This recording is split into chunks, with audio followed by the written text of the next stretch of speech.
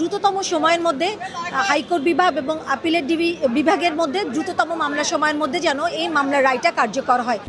Lily whip shea mystic glowing body wash, secret to ultimate glow. Sohel রানার মৃত্যুদণ্ড ও ৫ লক্ষ টাকা জরিমানা এবং অর্থদণ্ড, এবং ২ নম্বর আসামির মৃত্যুদণ্ড ও ২ লক্ষ টাকা অর্থদণ্ড প্রদান করেছে এবং বিজ্ঞ আদালত ৭ দিনের মধ্যে আপিল করার উচ্চ আদালতে আপিল করার সিদ্ধান্ত জানিয়ে দিয়েছেন। এই সময়ের মধ্যে, আইন অনুযায়ী এই সময়ের মধ্যে আসামি পক্ষ চাইলে বিজ্ঞ আদালতে এটা আপিল করতে পারবে ৭ দিনের মধ্যে, যেটাকে আমরা জেল আপিল বলে থাকি।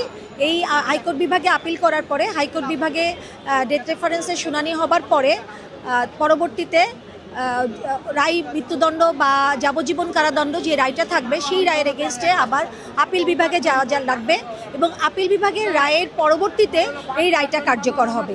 আমাদের হাইকোর্ট, উচ্চতর আদালতের হাইকোর্ট বিভাগ এবং আপিল বিভাগের সিদ্ধান্ত মতে পরবর্তীতে এই রায়টা কার্যকর হবে। তবে আমরা আশা করব, যেহেতু আমরা দ্রুততম সময়ের মধ্যে এই মামলার রায় পেয়েছি, আমরা চাইব যে দ্রুততম সময়ের মধ্যে হাইকোর্ট বিভাগ এবং আপিলের বিভাগের মধ্যে দ্রুততম মামলা সময়ের মধ্যে যেন এই মামলার রায়টা কার্যকর হয়।